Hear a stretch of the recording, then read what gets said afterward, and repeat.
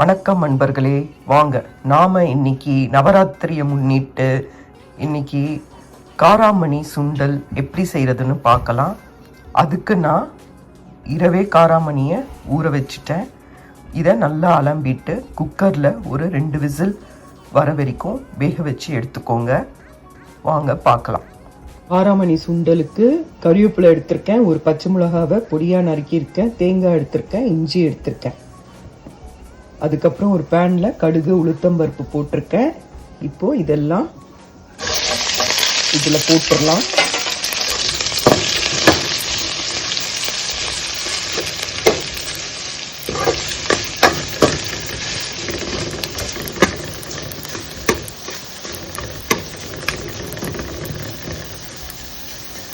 நான் ஃப்ரீசர்லேருந்து தேங்காய் எடுத்ததுனால அடுப்பு ஆனில் இருக்குது.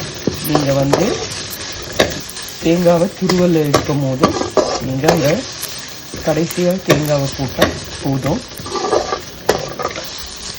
இஞ்சி போட்டிருக்கனால பெருங்காயம் போட வேண்டிய அவசியம் இல்லை.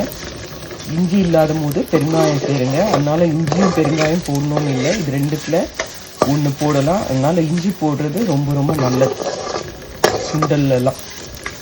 அதனால் நான் இஞ்சி, கறிவேப்பிலை, தேங்காய், மிளகாய், கடுகு, உளுத்தம்பருப்பு போட்டுட்டேன். இப்போ நாம் வேக வச்சு வடிகட்டின சுண்டலை நாம் போட்டுடலாம். அடுப்பை அமுத்திடலாம். இந்த சூடுலேயே இதை கலரி எடுத்துடலாம். இப்போ பாருங்கள், வேக வச்சு வடிகட்டி எடுத்துட்டேன். இப்போ நான் போட்டுடுறேன். நல்லா கலரி கொடுத்துக்கோங்க. இப்போ தேவையான அளவு உப்பு ஆட் பண்ணி கொத்தமல்லி தழை இருந்தாலும் நறுக்கி போட்டிங்கன்னா நல்லாயிருக்கும். அவ்வளோதாங்க, காராமணி சுண்டல் ரெடி. செஞ்சு பாருங்கள், இது ரொம்ப உடம்புக்கும் ரொம்ப நல்லது. குழந்தைங்களுக்கும் செஞ்சு கொடுங்க. வணக்கம் நண்பர்களே, வாங்க நாம இன்னைக்கு ப்ரௌன் கடலையில் சுண்டல் எப்படி செய்கிறதுன்னு பார்க்கலாம். அதுக்கு நான் 1/2 கப் சுண்டலை முன்னாள் இரவே ஊற போட்டுட்டேன். ஊற போட்டதை 2 முறை அலம்பிட்டு நாம் இப்போ இதை குக்கரில் ஒரு 2 விசிலேருந்து 3 விசில் வரைக்கும் வேக வச்சு எடுத்துக்கோங்க. ஏன்னா இதெல்லாம் கொஞ்சம் ஜீரணமாகிறது கஷ்டம். அதனால கொஞ்சம் ரொம்பவே வேக வச்சு எடுத்தால் நமக்கு நல்லது. வாங்க பார்க்கலாம். நான் இதை வேக வச்சு எடுத்துட்டு வந்துக்கிறேன். உங்களுக்கு இதே வெளியில் யாருக்குன்னா கொடுக்கணும் அந்த மாதிரி இருக்கும்னா 2 விசில் எடுத்துக்கோங்க. பாருங்க, நான் இப்போ இந்த கொண்டக்கடலையை வேக வச்சு வடிகட்டி கொண்டு வந்துட்டேன். இதில் தேவையான அளவு உப்பு சேர்த்துக்கோங்க. அதுக்கு பிறகு ஒரு பேனில் கடுகு, உளுத்தம்பருப்பு, பெருங்காயம் சேர்த்து அதை ஃப்ரை பண்ணிட்ட பிறகு நாம் எப்பவும் போல கறிவேப்பிலை, இஞ்சி, பச்சை மிளகா 2 டேபிள் ஸ்பூன், தேங்காய் எடுத்துக்கலாம். வாங்க இப்போ நாம தாளிப்பு எப்படி பண்றதுன்னு பார்க்கலாம். இப்போ பாருங்க, பேன்ல கடுகு உளுத்தம்பருப்பு போட்டுட்டு அப்புறம் உங்களுக்கு நான் நறுக்கி வச்ச பொருள் எல்லாம் காட்டினேன். அதெல்லாம் இதுல போட்டாச்சு. அதை நல்லா ஃப்ரை பண்ண பிறகு நாம இப்போ வேக வச்ச கடலையை இதுல நாம ஆட் பண்ணிடலாம். இப்போ நாம வேக வச்ச கடலையை இதுல போட்டுடலாம்.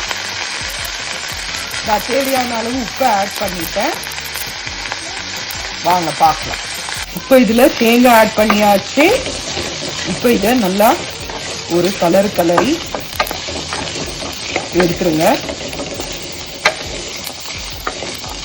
அடுப்பை ஆஃப் பண்ணிடுங்க. அந்த பேனோட சூடுலேயே கடலை, தேங்காய்லாம் நல்லா உங்களுக்கு இதுவாயிடும். அதனால தேங்காய் கலர் மாறாமல் இருக்கும், சேஞ்ச் ஆகாமல் இருக்கும். அவ்வளோதாங்க, கொண்டக்கடலை சுண்டல் ரெடி. ப்ரௌன் கொண்டக்கடலை சுண்டல் ரெடி.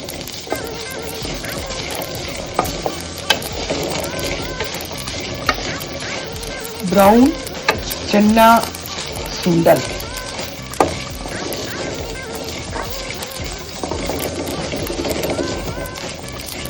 அவ்வளோதாங்க,